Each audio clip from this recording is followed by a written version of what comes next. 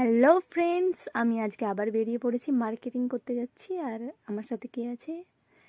এই যে আমার একমাত্র সিঙ্গেল ফ্রেন্ড।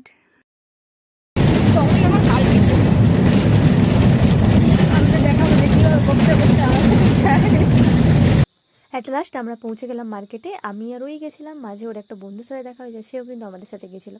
আর চারিদিকে শুধু জামা আর জামা, অনেক দোকান ছিল, কোনটাতে যাবো ঠিক করতে পারছিলাম। তারপর যা হোক একটা চুজ হলো। এই যে আমরা এসে দেখছিলাম কিছু ফ্রকের স্টাইলের কিছু ড্রেস, আর এই কালারটাও নিয়েছিল কারণ ওর একটা রিলেটিভের জন্য। এই ফ্রকের মতো ড্রেসটা ভালো লাগছিল।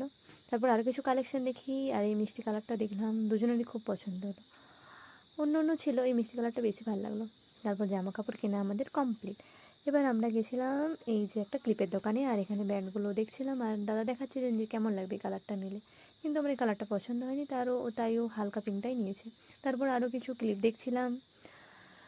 তারপর আমরা চলে গেছিলাম সব মেয়েদের পছন্দের একটা জায়গা, ইয়াররিংসের দোকান। আর এখানে চারিদিকটা পুরো ঝিলমিল করছিল ইয়াররিংসে, অনেক কালেকশন ছিল আর খুব ভালো ভালো কালেকশানই ছিল, খুব ভালো লাগছিলো দেখে।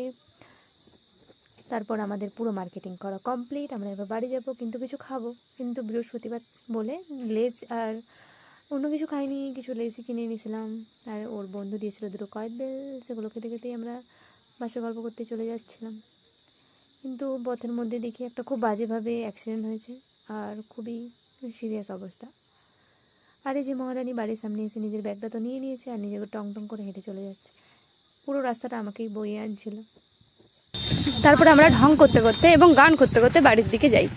এই পথ যদি না শেষ হয় তবে কেমন হতো তুমি বলো তো, যদি পৃথিবীটা স্বপ্নের দেশ হয় তবে কেমন হতো তুমি বলো তো। লা লা লা লা লা। টাটা বন্ধুরা, থ্যাঙ্কস ফর ওয়াচিং।